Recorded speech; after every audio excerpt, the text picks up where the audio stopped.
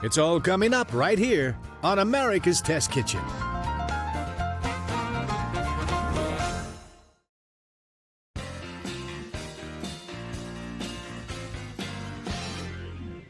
Cooking breakfast for a crowd can be tricky because there's not a lot of time to prep in the morning unless you wake up super early. And key menu items like eggs require cooking at the last minute. But today, Elle's going to show us a new way to make a big breakfast. That's right, we're going to have a breakfast taco board. Ooh. Building a board requires a plan. It's essential to make sure you get the food on the table, ready and hot, all at the same time. And you can sit down and eat with your guests. That's the only reason we do it, right? So today we're gonna start with one of my favorite recipes. It's poblano beans and corn. Ooh. And I love this recipe because it's easy. Key for a breakfast. That's right. So we have most of our ingredients pretty much ready here. This recipe calls for 2 poblanos. I'm gonna finish this last one off. And you treat this like you treat any pepper. I cut the crown off. I cut the body down the middle. We want to get all the seeds out. A lot of the seeds will fall out pretty easily. I also will cut out any of the rib parts if it's just too much. All right, we got the seeds out of the way. Just cutting them into strips. These are maybe about 1/2 inch. Because we're cooking them, I don't want to cut them too small. I don't want them to be mushy. Okay, so we finished prepping our poblanos. I have here a 12-inch nonstick skillet with a tablespoon of vegetable oil. It's ready to go because the oil is shimmering. I'm gonna start with our ingredients. 1/2 cup of onion. Oh yeah. Our 2 poblanos chopped. And I have a can of pinto beans. That's some easy prep right there. Oh yeah. And I just rinsed them. And a cup of frozen corn. Super simple. And to just finish it off with some flavor, we have 2 teaspoons of chili powder and a 1/4 teaspoon of salt. I have this over medium heat, and what we're looking for are for the vegetables to just soften, and that takes about 6 to 8 minutes. Okay. Goodness, that smells good. I know it, and it's been about 8 minutes, so it's ready to go. All right. All right, so I'm gonna turn the heat off, and you see we have our board set up here. That teamwork is making the dream work. I love So this. pretty. It's so pretty, right? It's good anytime, any day, not just for breakfast. We have the board primarily built. So before we start to cook our eggs, we want to just make sure everything's ready on the board. All right, so I have some scallions here, and I love to put all the fresh ingredients on the board so you can just kind of like scoop and go. And we have some avocado. Ooh, nice. I know, they're gorgeous. So I'm just gonna fan it out, a little food styling, right? And it looks like we're ready. We have some hash browns, chorizo, a little salsa. Nice. We have limes, cilantro that I've used a little butcher twine to make an easy bouquet from. That's very sweet looking. Thank you. We have some scallions, jalapenos, of course, our fresh avocado, Monterey Jack cheese, our poblano beans and corn. Only one thing missing. Eggs. Yep, we're ready to make some eggs. So I have here a 12-inch skillet. And I love how you saved the eggs for the last minute. Yep. Because they have to be hot and freshly cooked. That's right. I like my eggs what I call P&P. P&P. Pillowy, not pebbly. Oh, Yeah. I'm going to take that from you. That's brilliant. I don't like pebbly eggs because we need eggs that fit snugly into a breakfast taco. And if they're pebbles, what are they gonna do? They're going to fall on your shirt. They're gonna roll across town, right? We don't need that. So to get our eggs started, we have 2 tablespoons of butter melting in a non-stick 12-inch skillet. And I have 12 eggs here, 1/4 teaspoon of pepper, a 1/2 teaspoon of salt. Very simple recipe. And what I'm gonna do is just whisk them until it's all yellow, completely combined. All right. So what we're gonna do when we're cooking this egg to get the pillowy egg that we really love is to scrape the edges and the bottom of this pan until the eggs start to clump. All right. And this only takes about 2 minutes, but as you can see, it's already going down. Yeah. Egg waits for no man. It's true. Or woman, okay? It's happening. And you'll know that you're getting very close to it being ready when your spatula leaves an empty trail in the bottom of the pan. All right, I think we're at the point where we can kind of turn the heat down a little bit. Okay. I'm just gonna turn it down to low. And while I'm finishing this off, would you start toasting some tortillas? You for bet. me? Right? Toasting tortillas is one of my favorite things. I actually pretend I'm a short order cook and I get all the burners on I have available to me. And you go for it. Oh, yeah. I love that. I love that. Well, in this last 30 seconds of cooking, I'm just folding the eggs to make nice clumps, right? All right, these look fantastic. They're slightly wet, right? Those look gorgeous. Nice clumps. Thanks, girl. I know how to do it. Yeah, you do. I know how to egg. All right, I'm gonna get these on the plate. Wow, those look fantastic. Thank you. I'm having fun using all the burners. It looks great. This is the way to do it. You're gonna make people jealous. It has a very good tortilla smell going on over here. It does. I like a little char. Do you like a little char? I love a little char, actually. All right. And this is exactly where we should be. All the food is hot. It's ready to go. The tortillas are coming along. Nice. We did it. Here are the warm tortillas you can get started. All right, wonderful. If you didn't have a gas stove like this, you could just warm them up in a dry pan. All right. Look at that board. Yeah, girl, we made breakfast taco board for a crowd. And we are ready to And I'm hungry. eat. So Me too. This would be like a great thing for a birthday breakfast Yes. or Mother's Day. It's pretty easy, but it's impressive and it feels special. Right? And it is definitely something to enjoy with friends. Okay, we have some hash browns. Oh, yes, please. And you All can right. find that recipe for hash browns on our website. Let's get into the nitty gritty. Let's make some tacos. Awesome. All right, I'm gonna start with some eggs. All right, I'm going to follow you. Oh, a little cheese on the egg so it A melts. little cheese. Okay, would you like some poblano? Yes, please. There's a little for you. A little chorizo. Oh, yeah, please. All right. Avocado. Yep, yep. That looks great. A little salsa. Oh, yeah. And a sprig of cilantro. Of our cilantro bouquet. I love it. Some scallions. Hot sauce. little more Oh, for thank you. you. Yep. All right. Oh, I think I overstuffed my taco. No such a thing. Classic move. Oh, wow. The best part is that even after we've done all that work, our food is still hot and fresh. Eggs are perfectly cooked. The flavor of the poblanos with that little bit of chili powder. Yeah. And, you know, it was frozen corn, but because you sauteed it with the salt and the chili powder, Yes. it tastes delicious. It takes it over the top, I'm telling you. And it was so easy. And I love all the garnishes. Thank you. That's called joy in unison. This is a spectacular idea. Thank you, Elle. My pleasure.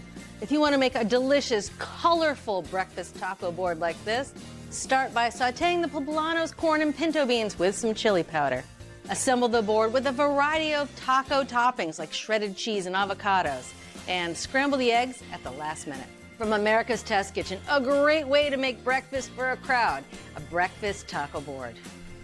I'm into this. Yeah. I actually might serve this for dinner. Breakfast for dinner. We call that Brenner. I like it.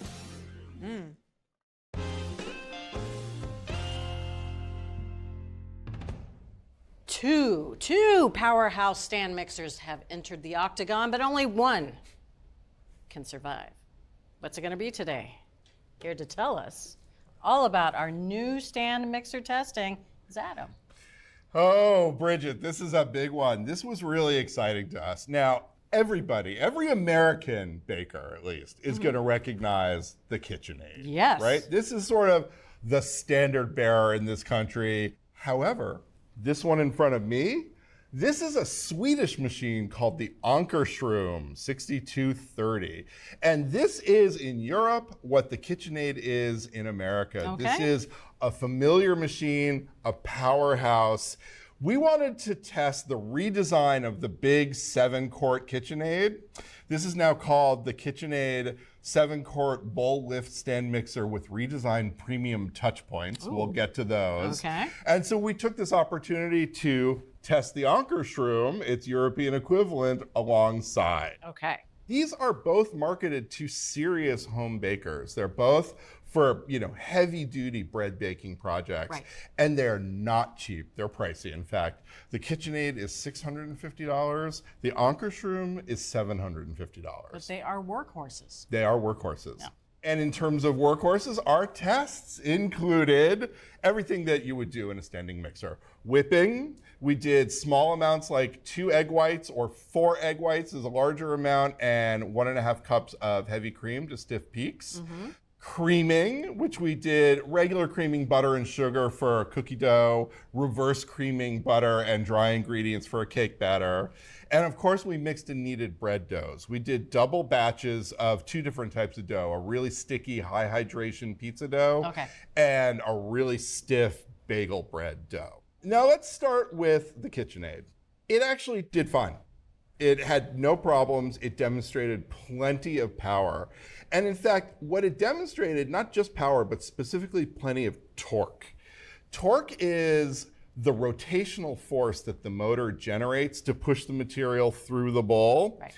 It's generally not marketed by manufacturers. They will market wattage, which is the amount of power it draws from an outlet. We think torque is more important. That's the rotational force. That's what's going to do your mixing and your whipping for you. That gives you the real data. It gives you the real data. We talked to a bunch of industry experts, and they all agreed that the absence of torque is easy to spot in a mixer, because when it's under load, when it's needing something really sticky or heavy, if there's not enough torque, it can begin to stumble, Right. struggle, overheat, and it could potentially fail. Yeah, you can hear them groaning. Yeah, you definitely can. In terms of this machine's updates, because this is the new model, it's got stainless steel attachments. It's got an extra paddle that has these silicone fins that scrapes the side of the bowl Right. as you go, so you don't have to do as much scraping. It's got more speeds, and it's got a half speed for folding in delicate ingredients. Okay. Like its predecessor, this one is heavy. It's more than 25 pounds, which is good because that lends stability. And the bowl, you can see it's got this big chunky vertical handle, which makes the bowl really easy to pick up, tip over, scrape from, pour from. We've all done that, exactly. This is a bowl lift design. This is going to be familiar to every American home baker. It's got this handle over here that you use to crank the bowl up and down underneath the top mounted motor. Okay. Testers found that actually access to the bowl was not ideal. It's hard to get ingredients in neatly. It's hard to see in neatly unless you lower the bowl. Say it's up, you lower it. You have to take off the attachment, disengage the bowl, and then you can get in there with unimpeded access. Yeah, it can be hard to like tilt ingredients in there. Exactly. There's another concern that arose after we were done with all of our testing. We learned that KitchenAid actually has placed some time and speed restrictions on all of its models, including this one. So you are not supposed to knead dough in excess of speed 2.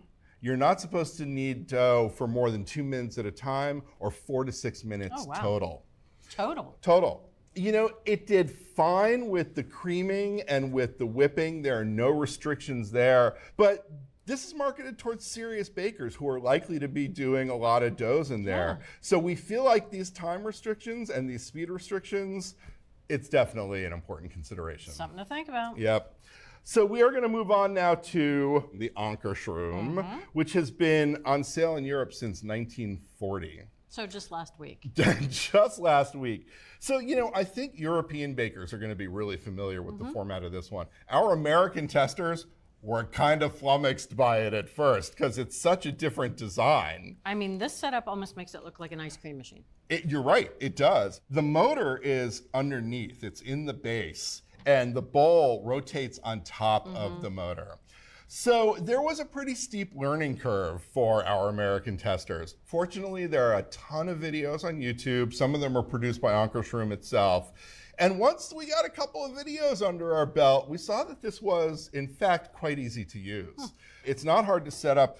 For instance, the controls, there are only 2 knobs. This one turns it on, and it sets a timer up to 12 minutes. And this one adjusts the speed, faster, slower. So it's actually quite easy to use. So the Ankerschroom also proved itself to be plenty powerful. It was really torquey. It actually kneaded all of our doughs, both of them, almost without effort. Really? Yeah, it was really great. And testers came to really appreciate the bowl design. It's open at the top, so you can add ingredients really easily. Yes. You can see into it really easily. This one offers a lot of adjustability in terms of kneading doughs that have different textures. You can use the dough hook, which is this thing here, for softer doughs, stickier doughs, higher hydration doughs. Or you can use the roller that's fitted in here right now for really stiff doughs. And further, you can adjust the position of the arm within the bowl, and you can also adjust the tension with which the roller rotates as it's kneading. There's a lot of adjustability.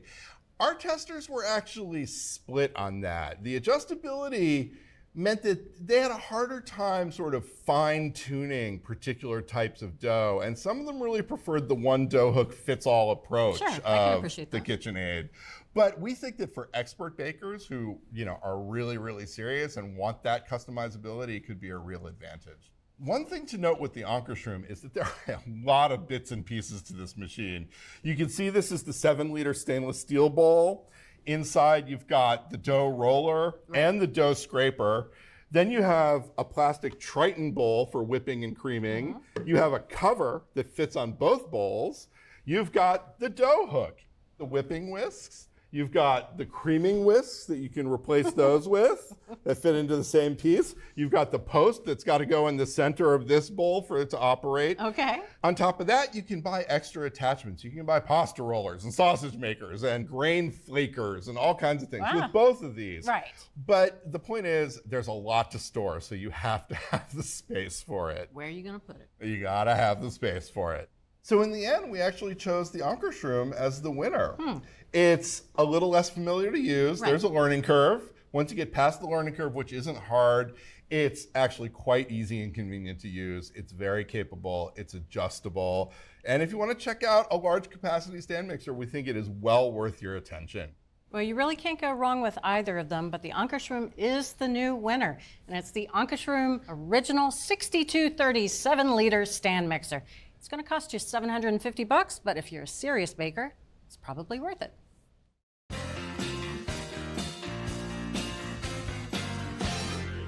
Blueberry pancakes. Sometimes they're nothing more than just a pancake with a few blueberries thrown in there. But when blueberries are at their very best, you want a pancake that's going to heighten the flavor of those berries and stand up to them. So Becky's here, and she's got the king of all blueberry pancake recipes. Deluxe blueberry pancakes. Deluxe, That's all right. These pancakes are fluffy. They have a flavor that's sweet, but interestingly so. And we're gonna fry them in lots of butter so they get a little bit crisp. I know, so good. Sold. I also have a secret diner ingredient that I'm gonna share with you that takes these pancakes to the next level. So we have 2 cups of all-purpose flour, and here's my secret ingredient. This is malted milk powder. We have 3 tablespoons, and it's comprised of a malted grain, usually barley, but sometimes wheat, and non-fat dry milk. And so this is often used in commercial pancake and waffle mixes. Right, you hear malted waffle, malted pancake, makes sense. It gives this really complex toastiness to the pancakes, Yes. kind of a lactic sweetness. So there's our secret ingredient. All right. Going right in with that, 3 tablespoons. Then I have 2 tablespoons of sugar, 2 teaspoons of baking powder, half teaspoon of baking soda, and half teaspoon of salt. So let's whisk together those dry ingredients. Now we'll do the wet ingredients.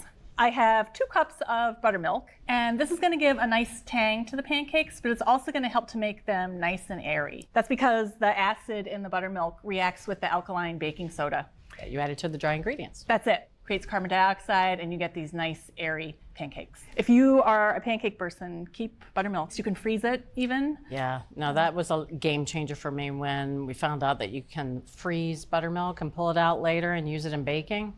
No more waste. That's right, you always have it on hand. So 2 cups of buttermilk, and then I have 1 egg. We'll put in there. And 3 tablespoons of melted butter, which is an upgrade from the oil that you see in a lot of pancake recipes. A lot more flavor. So we'll just whisk that together. All right, now I'm gonna make a little well. This is kind of the fun part. You just make this little place for the liquid ingredients. Add that in. And we're just gonna whisk this together. All right, I'd say that's pretty good. It's fine to leave a few lumps. Those are gonna sort themselves out as the batter hydrates a little bit. Nice. Okay, so let's add the blueberries. I have 1.5 cups of fresh blueberries. This way the blueberries are completely encased in the batter. So when you flip the pancakes over, there's no risk of them burning because they're completely covered in batter. So our batter is ready to go. We're gonna fire up the griddle, then we'll cook these. Exciting. Our griddle is set at 325 degrees. Okay. I have a tablespoon of butter. Got to spread that love around. That's right. So this is a 2-ounce portion scoop. It makes portioning the pancakes really easy. You can also use a 1/3 cup measuring cup. Okay. So I'm gonna kind of use a nice mounded scoop here. And whoopsie, that always happens. That's all right. That's the cook's treat, the dog's treat. if the dog is good. Right. You can smell the malted milk, but that browning butter too. I know you can, right? So I'm using the back of my scoop here just to spread these out a little bit. I want them to be about 4.5 inches in diameter. Okay. Should we get the ruler out? I think I got pretty close. See how I did here. Sounds pretty close. You getting the ruler out at 7:30 in the morning? I knew you were going to say something about that. You can eyeball it if you want. Okay. So we're going to let these go for 2 to 3 minutes. We want them to get nice and golden brown on the underside. We want them to just start to set at the edges. Lovely. So it's been about 2 minutes. Let's take a peek see under here. You always want to start with the first one that you put down on the Makes griddle, sense, yes. and we'll try and go in the same direction. Ooh. I like what I see. Oh, yeah? Oh, beautiful Come on. color. Yeah, gorgeous, right? Lacy. Yeah, they're not going to be evenly brown from edge to edge. That's expected. Right. We're cooking in butter here, so ooh, we're just going to get some nice lightly crisp edges. That looks gorgeous. Yep. So we're going to let these go for another minute. Just to set up and get a little color on that second side? That's right. Okay, so it's been about a minute. Let's take a peek see. So those are just nice and golden on the other side. So these are ready to go. I have a wire rack, and we can hold these in a 200-degree oven while we make batch number 2. All right, breakfast is served. Fantastic. Now, I don't know about you, but I like a nice stack. Yes, please. You want to stack it up like 3? Yeah, I guess technically 3's a stack. 2 is not enough. I mean, No. you got to go 3. That's a nice looking. 2 just makes you wish you had one more. That's right. How about a nice little pat of butter on top? Okay. Lovely. And I'll give you the maple syrup. Okay, great. I mean, Flood. We all have personal levels of maple syrup. yeah, like mine is a lot. You we like go. some pancake with your maple syrup? Just a little bit. I mean, let's just take a moment here. It's beautiful. Do these look great? We're way past great. Big juicy berry there.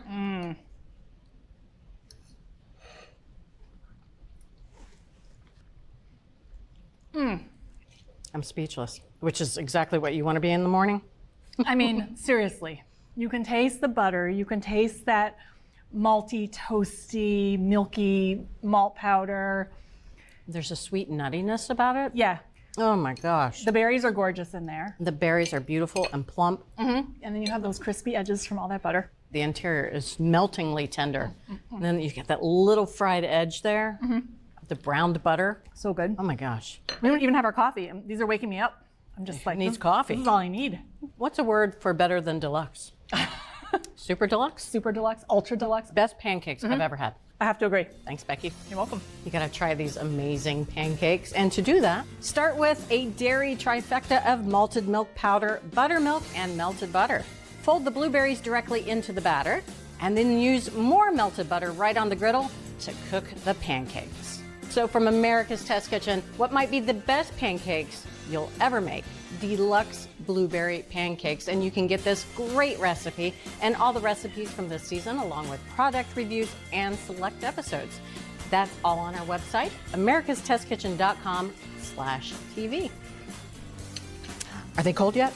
I don't even care. It's true.